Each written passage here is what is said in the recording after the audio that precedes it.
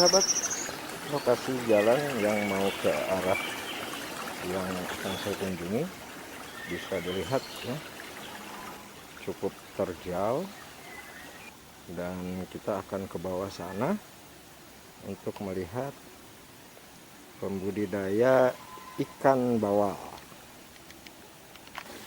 Inilah kontur jalan yang harus dilewati, jalan setapak, dan baru saja habis selesai hujan, jadi jalan cukup licin, perlu kehati-hatian pastinya.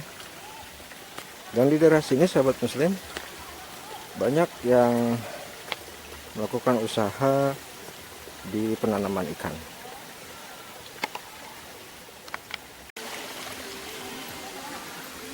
Untuk sampai ke lokasi, saya harus menyeberangi sebuah jembatan kecil yang ini terbuat dari anyaman bambu, licin tentunya, karena saya datang ke sini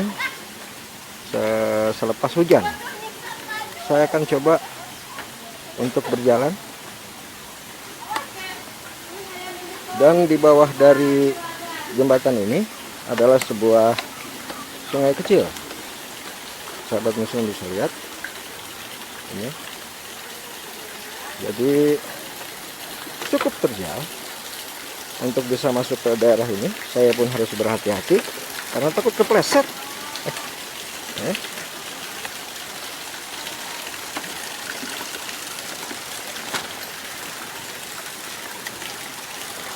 Dan sudah nampak sahabat, ini salah satu lokasi yang akan kita coba lihat nanti sama-sama. Pemiliknya adalah seorang pembudidaya ikan ya. Ini salah satu kolam yang dimiliki, dan di sini nampak sudah banyak kolam kecil ya. Dan petani ikan ini bernama Yus, dan kampung ini ada di daerah Cigombong.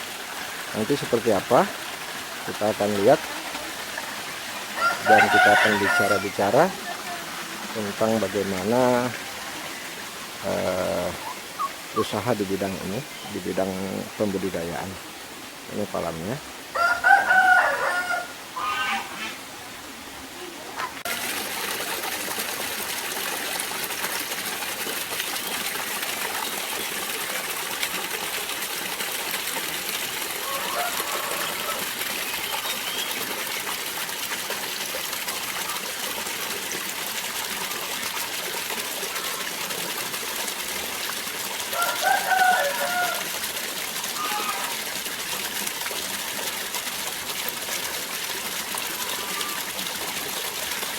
Mana eta? Iya, 400 kilo, 3 kali nyala, gabrus laki. Ada ikan-ikan di, iya, ikan-ikan. Ini sahabat, kita lihat budidaya dari ikan apa nih? Ikan lele. Ikan lele ya. Dan kita lihat bagaimana ini benih ikan lele yang sedang dikasih makan ya, oleh petani ikan yang bernama Yus yang ada di kampung Cigombong ini.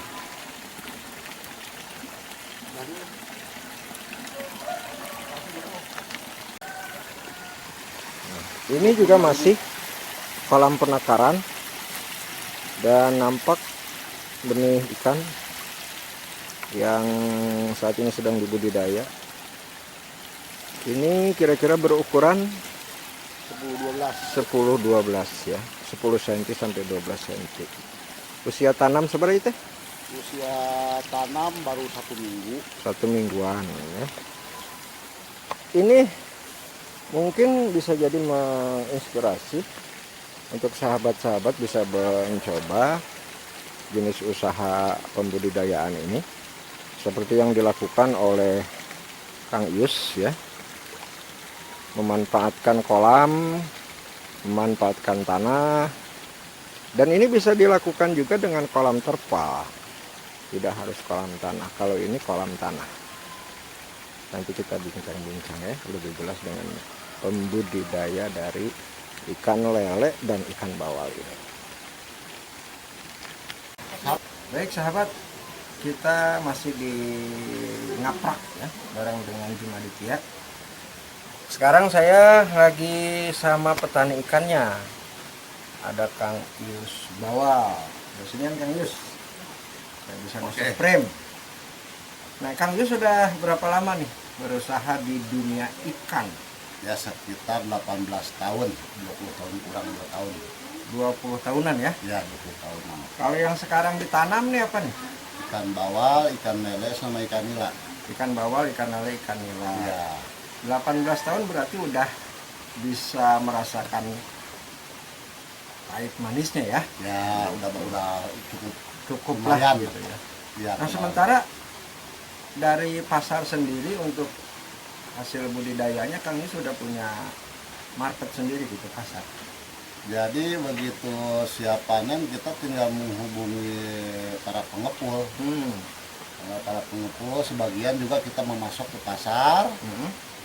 Terus sebagian juga kita ecer sendiri di tempatnya ya.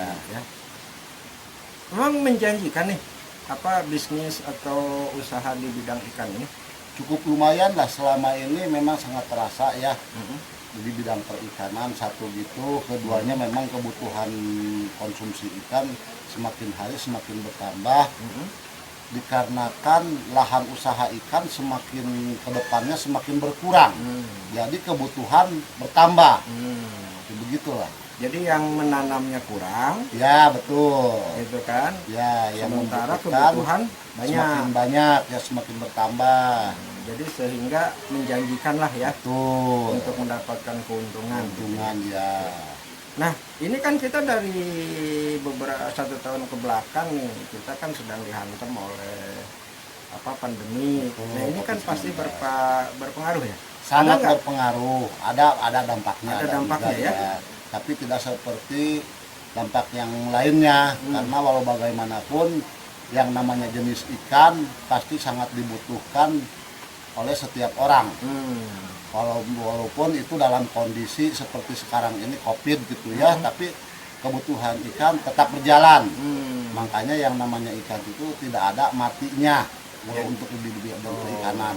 Jadi karena mungkin ikan ini kan merupakan satu kebutuhan primer ya. Betul. Satu kebutuhan pokok gitu ya, yang memang menjadi bahan makanan sehari-hari ya. Betul. Sehingga tidak terlalu terganggu. Tidak terlalu terganggu. Tapi kalau dari keuntungan sendiri selama pandemi, apakah ada pengurangan atau gimana? Kalau keuntungan di bidang perikanan mungkin untuk sekarang ini semua ya, untuk semuanya mungkin merasa untuk sangat berkurang mungkin. Dari tadinya 100% itu bisa mencapai kekurangannya bisa mencapai 50% berkurangnya. Ada penurunan. Penghasilan ya. Ini karena faktor apa nih? Karena faktor nggak ada yang beli atau gimana? Bukan faktor nggak ada yang beli, jadi faktor satu pasokan berkurang, kedua di pasarnya juga kan untuk sekarang ini apalagi dibatasi ya jarak penjualannya, biasanya sampai sore. Untuk sekarang ini dalam rangka PPKM itu kan berarti dibatasi hanya sampai jam 2, jadi jelas berkurang. Iya. Jadi karena ada pembatasan waktu, akhirnya operasional pasar juga harus berkurang ya, dan ini akan berkaitan dengan penjualan juga ya. Penjualan juga. Nah, sementara ini kalau bibitnya Kang Yus ini ngambil dari mana? Kita sudah punya petani tersendiri, jadi di mana kita butuh kita tinggal menghubungi dan mereka pun sudah siap kirim. Jadi kita sudah tidak merasa susah lagi kalau di bidang perikanan ya. Betul. Kalau pasarnya Kang Yus untuk memasarkan ikan ini ke daerah mana aja? Wilayah Bogor. Wilayah Bogor dan sekitarnya. Bogor kota atau kabupaten? Bogor kota. Bogor kota dan Betul. kabupaten ya. Ya. Itu menjadi pasar Kang Yus Pasar juga ya. ya. Betul. Sampai hari ini perhitungan Kang Yus, usaha budidaya ikan ini masih menjanjikan nggak? Kalau menurut saya masih sangat menjanjikan. Hmm. Karena walau bagaimanapun ikan adalah konsumsi sehari-hari dan kebutuhan sehari-hari juga. Jadi memang sangat menjanjikan lah untuk Petani ikan. petani ikan ya, gitu ya. Kalau Kang Yus ada campur tangan dari pemerintah daerah nggak? Tidak, kita inden. Mandiri ya? Betul, mandiri usaha mandiri, ya, gitu tanpa ya. bantuan dari Pemerintah. ya. Jadi ini total adalah hasil sendiri gitu Betul, ya? betul. Tidak ada campur tangan Tidak ada pemerintah. campur tangan ya? pemerintah, ya. Memang nggak perlu dengan pemerintah. Sangat dibutuhkan, tapi untuk sementara ini ya lebih banyak lagi yang membutuhkan bantuan dari pemerintah ketimbang saya. Gitu. Ya. Jadi untuk saat ini sih kayaknya mungkin masih bisa, kalau untuk sendiri ya, Ya, Kang Yus betul, masih kayaknya bisa ya. masih bisa deh ya. Betul, ya. Biarkan dulu teman-teman yang lain lah yang Iya. digarap oleh Betul, pemerintah betul, ya. ya. Gitu.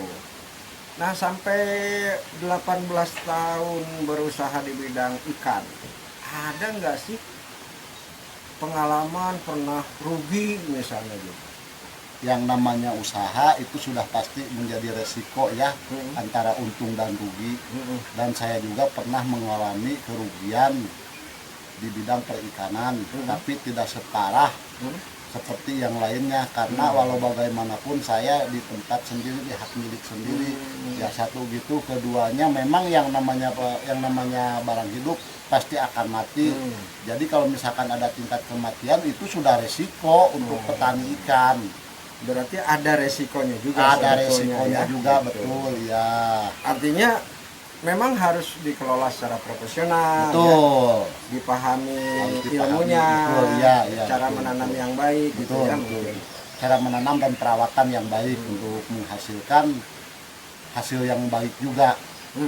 Kalau Kang Yus sendiri belajar di dunia ikan ini, apakah memang belajar dari membaca atau dulunya coba-coba miara sendiri atau bagaimana? Dulunya saya cuman iseng dulunya, tapi dari iseng itu ternyata ada hasil. Setelah ada hasil, disitulah saya bergerak untuk terjun ke bidang perikanan. Ya alhamdulillah sudah 18 tahun ini bergelut di bidang perikanan. Memang sudah sangat terasa gitu ya keuntungannya. Ada Satu, untungnya, betul, satu gitu, keduanya kita juga jadi kalau di bidang perikanan tuh banyak hiburannya. Satu gitu, keduanya di samping ada hiburannya kita juga bebas waktu. Itu Bebas salah waktu, satu ya. keuntungannya. Ya, tapi kalau resiko kerugian di dunia ikan ini besar apa enggak sih? Kalau orang yang mau pertama kali main di ikan misalnya gitu. Ya kalau misalkan mau terjun ke bidang perikanan memang harus siap. Yang namanya usaha gitu ya udah pasti ada resikonya. Satu, kalau di bidang perikanan ikan mati. Kedua, kita juga harus memperhatikan airnya. Air juga bisa menimbulkan kerugian. Seperti untuk ikan lele, air terlalu besar itu nggak bagus. Dan ikan bawal juga, kalau ikan airnya kecil, itu juga kurang bagus. Jadi kalau antara ikan lele dan ikan bawal itu mereka terbalik. Kalau ikan bawal membutuhkan air yang deras, kalau ikan lele membutuhkan air hanya sekedarnya. Oke. Jadi artinya harus dipelajari dulu lah. Betul, gitu ya. harus dipelajari sebelum Dipelajari terjun. Jangan Betul. sampai nanti modal yang dipunyai sia-sia. Betul, Gitu ya. betul ya. Jadi sebaiknya mungkin bertanya dulu Ya. kepada orang yang Yang sudah berpengalaman. pernah berbuat Ya, dan betul, berhasil betul, ya. betul, Gitu. betul. Nah, misal kalau misalnya ada orang yang ingin bertanya di soal masalah penanaman ikan bawal, ikan lele ke Kang Yus siap tuh buat ngasih masukan. Saya selalu memberi arahan sebelum orang itu menanam ikan lele ataupun ikan bawal ya. karena saya juga tidak mau kalau mereka nanti terjun ke bidang perikanan mereka akan mengalami kerugian. Saya juga tidak mau, jadi saya tuh sebelum mereka menanam ikan, jadi saya kasih arahan dulu bagaimana caranya, bagaimana apa istilahnya supaya mendapatkan hasil yang lebih bagus. Tentunya harus merawat dengan bagus. Artinya sungguh-sungguh lah. Betul, Di dalam harus berusaha, sungguh-sungguh ya. dalam berusaha. Di dalam berusaha. Nah, kalau masalah pakannya sendiri, ini pakannya Kang Ius beli atau bikin atau punya resep sendiri bagaimana? Jadi saya untuk sementara ini mudah-mudahan kedepannya saya juga bisa memproduksi pakan sendiri ya. Untuk sementara ini saya beli ya, betul. Satu gitu, keduanya kita juga mengatur waktu dengan pembelian ikan di luar. Jadi kita tidak hanya untuk tidak piara juga, jadi kita juga kecil-kecilan di sini pengepul. Pengepul Jadi, ya. betul. Jadi ngambil dari petani Betul, lain ngambil juga. petani lain juga untuk menjaga kekurangan dari kita. Satu gitu, keduanya supaya bisa berjalan lancar gitu. Jadi memang banyak untuk sementara ini para tengkulak banyak sekali ya, tapi mereka tidak bertanggung jawab. Jadi kita sudah punya langganan masing-masing gitu. Jadi para petani bisa ngambil ikan di sini, nanti hasil panennya juga bisa dijual ke sini. Tapi kalau masalah menjual itu mau kemanapun itu hak petani. Di sini tidak istilahnya tidak difokuskan nanti dijual ke sini, nggak perlu. Nggak perlu ya. Betul, ya kemana aja untuk menjual, yang penting lancar segala-galanya. Semuanya. Betul. Ya, betul. Oke nih di akhir nih, di akhir. Iya, Kira-kira ada pesan gak nih buat masyarakat yang ingin berinvestasi atau berusaha di dunia ikan? Harus bagaimana mereka? Satu saran dari saya ya, satu harus benar-benar siap untuk merawat, intinya terjun ke dunia perikanan. Kedua, kita harus siap modal, terutama tanah gitu ya. Dari tanah, segi tanah, misalkan kita punya sawah mau dibikin kolam, silahkan. Satu, dengan cara airnya bisa memadai. Apakah itu untuk lele atau untuk ikan bawal atau untuk ikan yang lainnya, kita harus persiapan tempatnya dulu. Jadi kalau misalkan tempat sudah siap, modal sudah siap, silahkan terjun. Dan ikan bukan untuk coba-coba, ikan itu bukan untuk main-main, karena kita penghasilannya juga bukan untuk main-main. Itulah saran dari saya. Jadi intinya mungkin sahabat bahwa memang berusaha di dunia ikan bisa menjanjikan. Betul. Ya kan? Ada keuntungan di sana. Betul. Cuman keuntungan itu bisa diambil kalau kitanya sungguh-sungguh. Sungguh-sungguh, Ya, betul. dari mulai mempersiapkan prasarana, Betul, ya kan? betul. Prasarana itu kan bisa fisik dan Fisik, permodalan, betul, pastinya, permodalan, ya. iya. Artinya itu yang mungkin disiapkan oleh sahabat semuanya. Oke, terima kasih Kang Yus ya. Oke, ya, atas sama-sama. masukannya. Terima Mungkin kasih lain juga. waktu kita akan bicara Ya. lagi. Ya, Dan ya, sahabat, terima kasih. ini akhir dari ngapraknya Jem Aditya yang saat ini ada di lokasi kolam pemilik dari budidaya ikan. Ada 3 jenis, ikan bawal, ikan lele, sama ikan nila. Ini tepatnya di Kampung Siliwangi, Kampung Siliwangi, Desa Cigombong, Kecamatan Cigombong, Kabupaten Bogor. Oke, itu dia ya, Kampung Siliwangi, Desa Cigombong, Kecamatan Cigombong, Kabupaten Bogor.